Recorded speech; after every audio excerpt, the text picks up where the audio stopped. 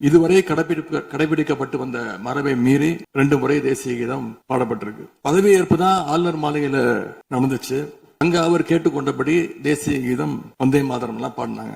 இது நம்மளோட டெரிட்டரி. இந்த நம்மளுடைய டெரிட்டரிய ஏன் ஆளுநர் கிட்ட கொடுக்கிற அளவுக்கு இங்க என்ன காம்ப்ரமைஸ் நடந்துச்சு அப்படின்னு மக்கள் கேட்க ஆரம்பிச்சிருக்காங்க. அதாவது தேசிய கீதத்துக்கு அப்புறமா 2வது முறையா, நோட் திஸ் பாயிண்ட் மாண்புமிகு பேரவைத் தலைவர் அவர்களே, பிளீஸ் நோட் திஸ் பாயிண்ட். தேசிய கீதத்துக்கு அப்புறம் 2வது முறையாக தமிழ் தாய் வாழ்த்து பாடப்படும் அப்படின்னு சொன்னது ஞாபகம் இருக்கா? தமிழ் தாய் வாழ்த்துக்கு அப்புறம் தேசிய கீதம் பாடினது தப்பு, தேசிய கீதம் 2 முறை பாடினது தப்பு. அப்படி ஒரு நிகழ்வு இதுக்கு முன்னாடி இந்த சட்டசபையில நடந்ததே கிடையாது. அந்த மரபே மாத்திட்டீங்க. இப்படி ஒரு பெரிய ஒரு போர் மாதிரி எதிர்கட்சியை சார்ந்தவங்க எல்லாம் சொன்னாங்க இல்லையா? அந்த மாநில உரிமை போராளிகளை, அந்த மரபு காக்கிற உரிமை போராளிகளை ஒரே ஒரு கேள்விதான் கேட்கணும்.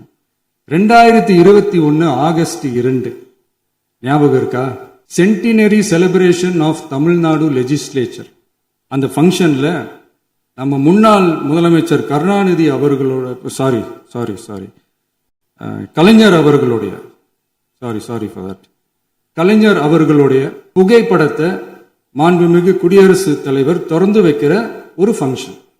அந்த ஃபங்க்ஷன்ல நேஷனல் ஆந்தம் ஃபாலோடு பை தமிழ் தாய் வாழ்த்து அப்படின்னு அறிவிச்சது ஞாபகம் இருக்கா? அதாவது தேசிய கீதத்துக்கு அப்புறமா 2வது முறையா, நோட் திஸ் பாயிண்ட் மாண்புமிகு பேரவைத் தலைவர் அவர்களே, பிளீஸ் நோட் திஸ் பாயிண்ட். தேசிய கீதத்துக்கு அப்புறம் 2வது முறையாக தமிழ் தாய் வாழ்த்து பாடப்படும் அப்படின்னு சொன்னது ஞாபகம் இருக்கா? அதுவும் முத்தமிழ் அறிஞர் அப்படின்னு சொல்ற நம்ம கலைஞர் அவர்களுடைய அந்த புகைப்படம் வெளியிட்டு விழாவில் அவர் இருந்த இதே சபையில தமிழ 2வது இடத்துக்கு தள்ளினது யாருன்னு ஞாபகம் இருக்கா? அது மட்டும் இல்ல, அந்த தேசிய கீதத்தை நாட்டுப்பண் நேஷனல் ஆந்தம்னு சொல்லி அதே ஃபங்க்ஷன்ல கடைசியா ஃபங்க்ஷன் முடியும் போது செகண்ட் டைம் தேசிய கீதம் பாடினதும் ஞாபகம் இருக்கா? இதே அவையில் தான், அது அவை குறிப்பிலும் இருக்கிறது, இதே அவையில் தான் நடைபெற்றது. இந்த புக் நேரத்தில் இந்த ஆதாரங்களை அளித்த மாண்பு முதல்வர்களுக்கு நன்றியை தெரிவித்துக் கொள்கிறேன். டவுட் இருந்தா இந்த புக்கை பார்த்து தெரிஞ்சுக்கலாம். இதெல்லாம் கேட்டா என்ன சொல்லுவாங்கன்னா, அது ஜனாதிபதி கலந்துகிட்ட ஃபங்க்ஷன், அதெல்லாம் அப்படிதான், அதெல்லாம் கண்டுக்க கூடாது அப்படின்னு சொல்லுவாங்க. இதே மாதிரிதான் பேசுறது ஒண்ணு, செய்யறது ஒண்ணு, பேசுறது ஒண்ணு. இதெல்லாம் மக்கள் பார்த்துக்கிட்டு இருக்காங்க. எலெக்ஷனுக்கு முன்னாடி தான் அப்படி செஞ்சுக்கிட்டு இருந்தாங்க. இப்ப எலெக்ஷனுக்கு அப்புறம் அதே தான் செய்யறாங்க. இந்த விஜயையும் சாமானியர்களின் உண்மையான சமூக நீதி அரசையும் அவமானப்படுத்துறதுக்கு தான் அவங்களோட அந்த பொலிட்டிக்கல் சீனியாரிட்டி அது பயன்படுத்துது போல. சரி, செய்யட்டும், நல்லா செய்யட்டும். இப்போ ஆனாலும் நம்மளுடைய மாநில உரிமை, மொழி உரிமை, உத்தமபுத்திரர் போல வேஷம் போடுற எதிர்கட்சிக்கு ஒன்றை மட்டும் ஆணித்தரமாக சொல்றோம்.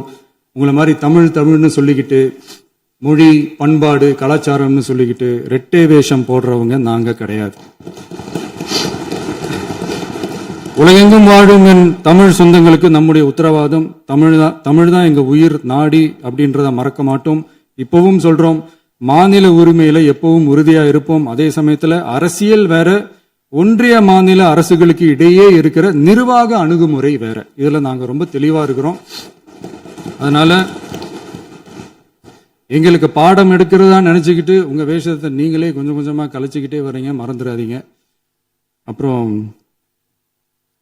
நேத்து எதிர்கட்சி தலைவர், மாண்புமிகு எதிர்கட்சி தலைவர் பேசும்போது நிறைய பேசினாங்க. அதுல ஒண்ணு மட்டும், அரசு சொல்றதா நினைச்சுக்கிட்டு நம்மளை இன்டைரக்டா ஈவில் அப்படின்ற அந்த வார்த்தையை யூஸ் பண்ணாங்க. எனக்கு ஒண்ணுதான் சொல்லணும்னு தோணுது. ஈவில்ஸ்னு டெவில்ஸ் பேசக்கூடாது.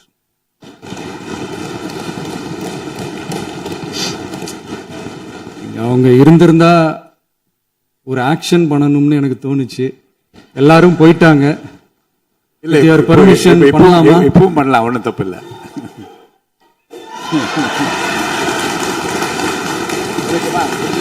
நம்மளை பத்தி அவதூறு பரப்புறதோட மட்டும் இல்லாம இப்ப நம்ம மக்கள் மேலேயும் அவதூறு பரப்ப ஆரம்பிச்சிட்டாங்க. மக்கள் நமக்கு ஓட்டு போட்டது தப்பா, குடும்பம் குடும்பமா நமக்கு ஆதரிச்சது தப்பான். இது இப்ப இல்ல, நான் சொல்றது எம்ஜிஆர் அவர்கள் காலத்திலிருந்தே. அப்பவே அவர் ஜெயிச்சப்போ அதே மக்களை தப்பு தப்பா பேசுறது. மக்கள் என்ன பண்ணிட்டாங்க, எம்ஜிஆர் என்ன பண்ணிட்டாரு, எம்ஜிஆர் என்ன இது பண்ணிட்டாரு. 50 வருஷமா ஒரே டெக்னிக்கா.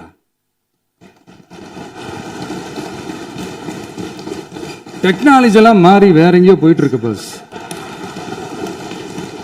இதுல கொஞ்சம் டெக்னிக்காச்சும் கொஞ்சம் மாத்தினா கொஞ்சம் நல்லா இருக்கும்.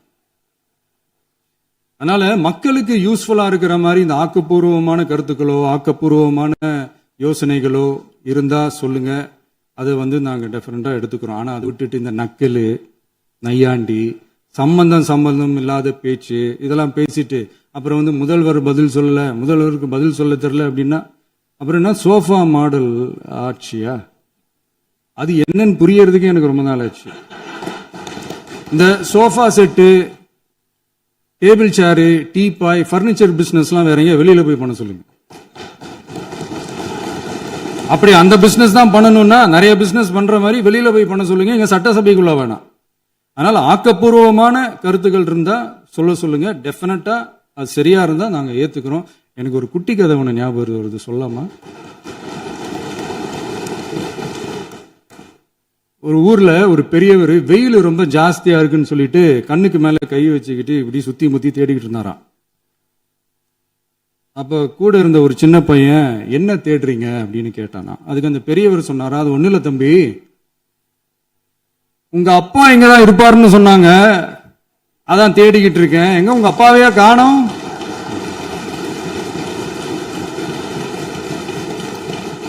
இல்ல அந்த எங்களுக்கும் நக்கலா நையாண்டியா சம்பந்தம் இல்லாத குட்டி கதை இதெல்லாம் எங்களுக்கும் பேச தெரியும்.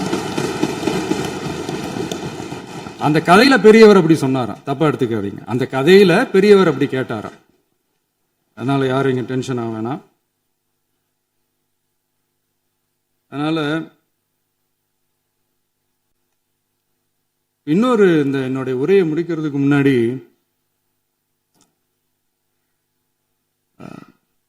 போயிட்டாங்க, பேசலாமா?